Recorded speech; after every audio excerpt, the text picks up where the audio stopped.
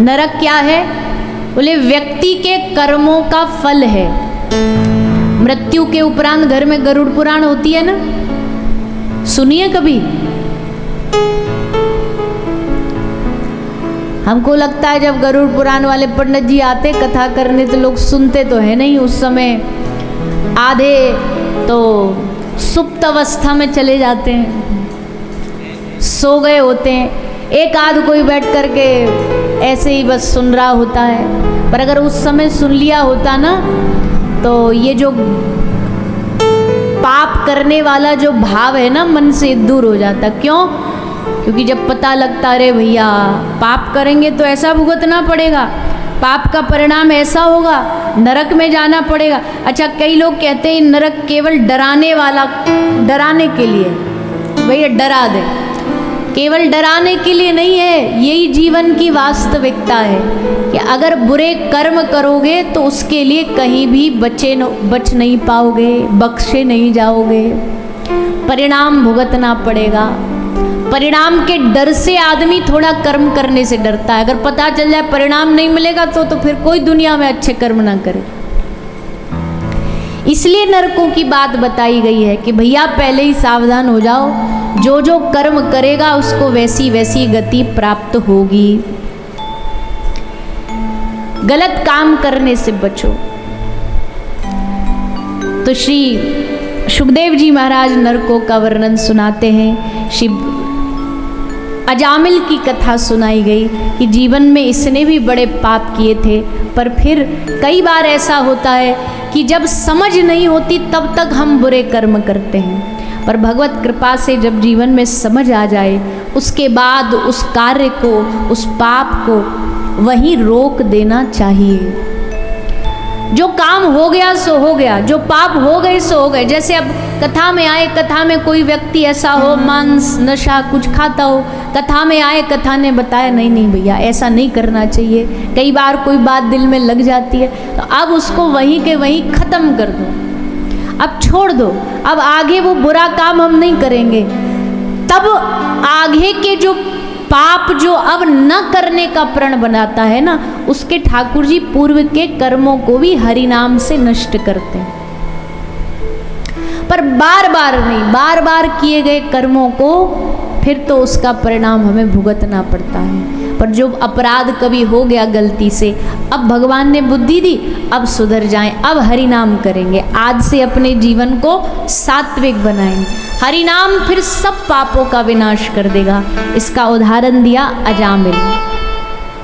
अजामिल के जीवन में खूब पाप थे, पर इसने नारायण नाम जपते जपते जपते, नारायण नारायण करते करते अपने जीवन को शुद्ध बना लिया और फिर अंत समय में भी भगवान का नाम लेकर के भगवान की प्राप्ति करी। तो इसमें दोनों चीज़ हैं, भगवान के नाम की महिमा भी है कि कैसे भगवान का नाम जीवन के सब पापों का नाश करता है और हमारे जीवन को उज्जवल बनाता है। इसलिए कल भी हमने निवेदन किया था, खूब नाम जपा करो, खूब माला किया करो, क्योंकि जितनी माला करोगे ऐसे कई अपराध हैं जो हमसे गलती से भी होते हैं। दिन में हम जानते नहीं पर कितने अपराध करते हैं, तन से करते हैं, मन से करते हैं, वाणी से करते हैं। उन अपराधों का नाश ऐसे ही होगा। कैसे?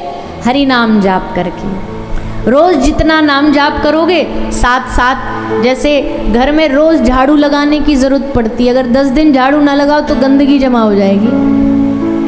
वैसे ही रोज नाम जाप करोगे तो मन में हर रोज का जो जो गंदगी है, पाप है, वो साफ होता जाएगा। अगर 10 दिन भी नहीं नाम जाप करोगे तो मैल जमता चला जाएगा, गंदगी बढ़ती चली जाएगी। इसलिए हर रोज नाम जाप करना चाहिए, हर रोज भगवान का सुमिरन करना चाहिए। अजामिल की कथा सुनाई और फिर 7वें स्कंद में भगवान के परम भक्त, परम शरणागत, अगर हम ये कहें ना कि शरणागति का कोई एक पर्यायवाची नाम है दूसरा, तो उसका नाम होगा भक्त प्रहलाद। शरणागति का ही नाम है प्रहलाद जी। भगवान के प्रति पूर्ण शरणागत हो गए। जीवन ऐसा ही होना चाहिए। कैसा? बोले उनके चरणों में पूरे अपने आप को जोड़ दो, अब जीत उनकी, हार उनकी, मृत्यु उनकी, जीवन उनका। अब जीवन में चाहे कोई भी परिस्थिति आ जाए, कभी भी मन डगमगाना नहीं चाहिए, कभी भी विश्वास डगमगाना नहीं चाहिए। इसको शरणागति कहते हैं। शरणागति करने से जीवन में आधे से भय तो वैसे ही निकल जाते हैं। आधा सा भय कैसे निकल जाएगा? बोले अगर तुम्हारा शहर के विधायक जी से अच्छा परिचय है, देश के प्रधानमंत्री जी से अच्छा परिचय है, तो कोई भी छोटी मोटी कोई कुछ अव्यवस्था बनी, कुछ दिक्कत आई, तो आप बड़े गर्व से कह दोगे अरे वो है ना, अपने संभाल लेंगे, बचा लेंगे, आ जाएंगे, किसी को भेज देंगे। वैसे ही जब जगत के नाथ जो हैं, श्री जगन्नाथ जो हैं, उनके प्रति जब मन में भरोसा जाग जाता है ना, तो जीवन की कितनी भी विपरीत परिस्थितियां आ जाएं, आप यही हंस के कहोगे वो है ना, वो संभाल लेंगे, वो है ना, वो बचा लेंगे। बस इतना भरोसा काफ़ी है जीवन जीने के लिए। इससे ज़्यादा कुछ नहीं चाहिए जीवन में, बस इतना विश्वास चाहिए कि कोई हमारे साथ है जो हर पल हमें संभाल रहा है। ऐसी शरणागति एक भक्त के हृदय में होनी चाहिए। अपनी मन मर्जी नहीं चलनी चाहिए। जो मन मर्जी का जीवन चलाते हैं ना, हमारी मर्जी से होगा जो होगा, इन मन मर्जी वालों के जीवन में कभी भी इनको शांति नहीं मिलेगी। शांति उन्हीं को मिलेगी जो भगवान की मर्जी से जीते। इसलिए भगवान की मर्जी से उनके हाथ में छोड़ दो और उनसे सूरदास जी कहते हैं, सूरदास जी की कथा सुनिए ना सबने। सूरदास जी को आंखों से दिखाई नहीं देता था, जन्म से अंधे थे। तो अंधे को क्या पता कि भाई लेफ्ट जाना है कि राइट जाना है, उसको तो रास्ते का कोई ज्ञान नहीं है। इसलिए उस अंधे को किसी ना किसी के प्रति समर्पित होना पड़ता है। कोई उसकी मदद करे, रोड क्रॉस करना है तो किसी का हाथ पकड़ लिया। अब जिसका हाथ पकड़ा उस पर भरोसा तो रखना पड़ेगा। हाथ पकड़ के अब ये नहीं कह सकते कि भैया तू हमें मार तो नहीं देगा, अरे भैया के बीच में हाथ छुड़ा तो नहीं, भाग तो नहीं जाएगा। भरोसा रखा है तो हाथ पकड़ के चलना ही पड़ेगा कि अब यही हमको सड़क पार कराएंगे। वैसे ही जीवन के इतने लंबे सफ़र में अपने भरोसे नहीं चला जा सकता। क्यों? क्योंकि हम अंधे हैं सबके सब। किस में अंधे? माया में अंधे। आँख में आँख वाले तो हैं पर माया में अंधे। तो ऐसे माया के अंधे लोग को क्या करना पड़ेगा? ठाकुर जी को अपना हाथ सौंपना पड़ेगा और उन पे भरोसा रखना पड़ेगा कि प्रभु अब आप बताइए किधर चलूं, आप बताइए क्या करूं, आप बताइए मेरे जीवन में ये परिस्थिति चल रही है, मैं इससे कैसे बाहर निकलूं, इसको कैसे ठीक करूं। क्योंकि मैं अज्ञानी हूँ, मेरे पास उस बात का ज्ञान नहीं है। अगर ज्ञान होता तो प्रभु क्या इतना संसार में धक्के खाता? क्या इतना दुनिया में मैं धक्के खाता? आप हो मेरी आंखें, आप हो मेरा रास्ता, आप रास्ता बन जाइए और मुझे इस मार्ग से बाहर निकलने का रास्ता बताइए। सूरदास जी कह रहे हैं भगवान से, हरि में नैनहीन तुम नैना, मैं देख नहीं सकता तुम देख सकते हो, और मैं देखूं भी तो मेरी देखने की दृष्टि बस थोड़ी है, सूक्ष्म है, पर तुम्हारी दृष्टि विशाल है। इसलिए हे प्रभु थाम उंगरिया जौन डगरिया ले चालो मोहि जानो, जिस तरफ आप हमको लेकर के जाना चाहो उंगली पकड़ करके। जैसे मेला में बच्चा उंगली दे देता है ना अपने दादा को नाना को कि अब जहाँ ले चलो ले, हम चल रहे हैं। और उसमें भी क्या होता है, बालक अगर उंगली पकड़े तो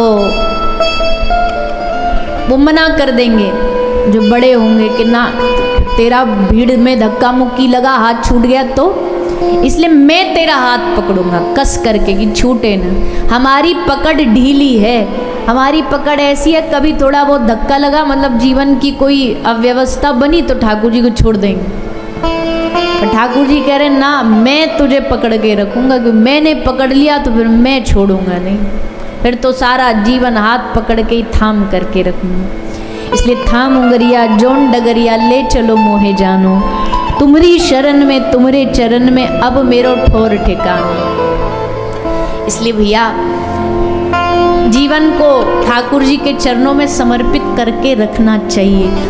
उससे आधी बात तो ये हो जाती है कि आधी टेंशन खत्म हो जाएगी, आधी चिंता खत्म हो जाएगी। क्यों? बोले वो है ना, संभालेंगे, कुछ भी करेंगे, समर्पित हो जाए। प्रहलाद जी जानते हैं कि वो है ना, हर कदम पर वो बचाएंगे ना हमको।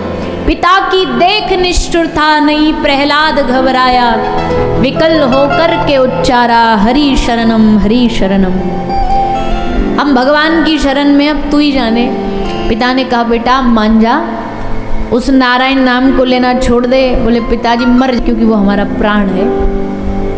आप कह रहे हो नारायण नाम छोड़ दे, अगर हम नाम छोड़ देते नारायण बोलना तो मर तो हम वैसे भी जाए, वैसे भी मर गए। क्यों? क्योंकि भगवान के नाम के बिना तो मरना ही है। अब इससे बढ़िया आप मार दो तो वो मौत ज़्यादा बेहतर है। इसलिए हमको अब काहू से डर नहीं है, मारना है तो मार दो। पिता ने लेकर के प्रहलाद जी को अस्त्र शस्त्र से काटने की आज्ञा दे दी, पर प्रहलाद जी के ऊपर कोई तलवार काम न करी। क्यों? ठाकुर जी है ना बचाने के लिए। जिसने उनकी उंगली थाम ली वो मरने देगा क्या? बचा लिया प्रहलाद को, पहाड़ से गिराया। पहाड़ से गिरे प्रहलाद जी धरती पर आए, उससे पहले ही भगवान ने प्रकट होकर के प्रहलाद जी को अपनी गोद में उठा लिया। वहां भी भगवान ने रक्षा करी। पहाड़ से गिराया, अस्त्र शस्त्र से कटवाया, जहर दिलवाया, कारागार जेल में डलवाया, पर हर कदम पर ठाकुर जी बचाते आए, बचाते आए। और फिर अंत में जब पाप का घड़ा भर गया, 12 महीना पूरे हो गए, जिसका इंतज़ार भगवान कब से कर रहे थे कि 12 महीना ख़त्म हो तो हम आए और इस पापी का उद्धार करें। तुरंत अधिक मास आया और उस समय प्रहलाद जी से हिरण्यकश्यपु ने पूछा कहाँ है तेरा परमात्मा? प्रहलाद जी ने कहा पिताजी हर जगह है। तो हर जगह जैसे नाम सुना तो सामने खंबा था, खंबे में जोर से गदा मारा, खंबा फटा और खंबे से श्री नरसिंह भगवान का प्रादुर्भाव हो गया। बोलिए नरसिंह भगवान की। तो श्री नरसिंह भगवान का प्रादुर्भाव हुआ। नरसिंह भगवान का प्रागट्य होते ही चारों ओर पुष्प वर्षा होने लगी। भगवान ने हिरण्यकश्यपु को गोद में लिटा करके उसका उदर फाड़ दिया। चारों ओर देवता ढोल नगाड़े बजने लगे। कई प्रकार के लोग होते हैं ना, एक प्रकार के वो लोग होते हैं जो दुनिया से जाते हैं तो बड़ा दुख होता है, एक वो होते हैं जब दुनिया से जाते हैं तो बड़ी तसल्ली होती है, बोल बढ़िया एक बोझ कम हो गया धरती माता का। कई लोग इतने जीवन में पाप करते हैं, इतना लोगों को सताते हैं कि जब वो जाएं तो बड़ी खुशी होती है कि प्रभु इनको विदाई कर लो तो ही अच्छा है, धरती से थोड़ी सफाई हो जाए। तो हिरण्यकश्यपु मरा तो सब लोगों ने खूब आनंद उत्सव मनाया। प्रहलाद जी ने भगवान की स्तुति करी, प्रहलाद जी पर भगवान नरसिंह ने कृपा करी। फिर इसी भक्तों की श्रृंखला में गजेंद्र मोक्ष की कथा सुनाते हैं। गजेंद्र नामक हाथी, इसने भगवत प्राप्ति कैसे करी, ये भी पूर्व जन्म की इसकी भक्ति। एक राजा थे, रुक गई थी। इस जन्म में भी गजेंद्र हाथी बन करके भगवान ने इन पर कृपा की। गजेंद्र ग्राह का युद्ध हुआ, समुद्र मंथन हुआ। समुद्र मंथन में अमृत निकला, अमृत के कारण भयानक युद्ध होता है। और फिर भगवान वामन अवतार धारण करते हैं। वामन अवतार धारण करके बलि के द्वार पर भिक्षा मांगने आते हैं। 3 पग भूमि भिक्षा में दान में मांगी। बलि ने अपने मन के भाव भगवान के चरणों में समर्पित किए और 3 पग भूमि दान में प्रदान करी। तो तो इस प्रकार श्री बलि और वामन भगवान का चरित्र सुनाया गया। श्री वामन भगवान की कृपा हुई बलि के ऊपर और संपूर्ण ब्रह्मांड दे करके। अच्छा, भगवान की एक आदत और है, जितना भगवान लेते हैं उससे कई गुना भगवान देते हैं। अगर 3 गुना धरती ली तो बदले में 1 लोक दिया, और जब लोक दिया तो बलि ने भगवान से मांगा कि प्रभु हमने तो यही सुना है कि आप लेते थोड़ा देते ज़्यादा हो, पर हमारे मामले में तो उल्टा हो रहा है। हमारे मामले में लिया आपने हमसे ज़्यादा और उसके बदले में दे रहे हो बस 1 लोक, तो इससे थोड़ी काम चलेगा। देना है तो कुछ अच्छा दो। तो वामन भगवान ने बोला तू बता दे अच्छा क्या है, हम तो वो दे देंगे। बोले हाँ, अब हुई ना बात, देखो आपने अपनी मर्जी से मांगा तो हमको भी हमारी मर्जी का मिलना चाहिए। वामन भगवान बोले तू मांग ले मर्जी का, बता क्या चाहिए।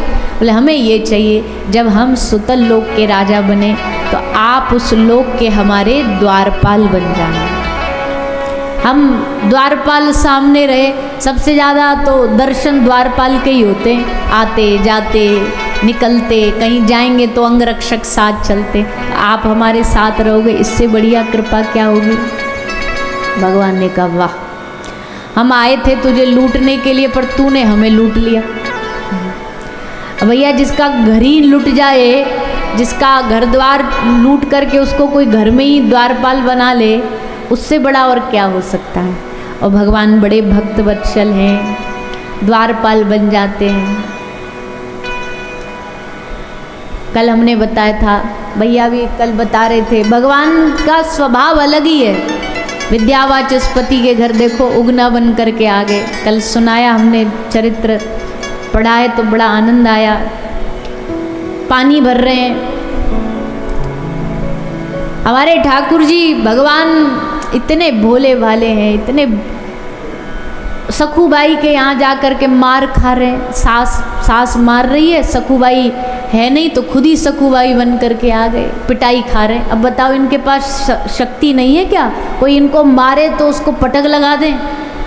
जगत ब्रह्मांड का मालिक जिसने कंस रावण जैसे दैत्यों का उद्धार कर दिया, एक सास से पिटाई खा रहे। काहे के लिए, किसके लिए, अपने भक्त के लिए। तो आज भगवान अपने भक्त के लिए बलि के द्वार पर द्वारपाल बने और बलि की इच्छा को भगवान ने पूर्ण किया। इस प्रकार भक्तवत्सल भगवान की कथा सुनाई, मत्स्यावतार सुनाया और फिर 9वें स्कंद में भगवान का अवतार आरंभ हुआ। कौन सा अवतार? भगवान ने कृष्ण अवतार लेने से पहले अवतार लिया राम अवतार। मर्यादित होकर के मर्यादा पुरुषोत्तम श्री रामचंद्र प्रभु ने इस धरा पर अवतार ग्रहण किया। भगवान ने सोचा पहले जीवों के जीवन में मर्यादा होगी तभी लीला को समझ पाएंगे, तभी कृष्ण कथा को समझ पाएंगे। क्योंकि ठाकुर जी जानते कृष्ण कथा बड़ी टेढ़ी है, राम कथा बहुत सीधी सादी सी है, सिंपल सी है। राम जी भी सीधे साधे से हैं बेचारे, देखो कितना भोलापन, कितना सीधा जीवन, ना कोई उलट सुलट काम कुछ किया, ना मर्यादा कभी तोड़ी, मर्यादा में रहे, मर्यादित रह कर के जीवन जिया।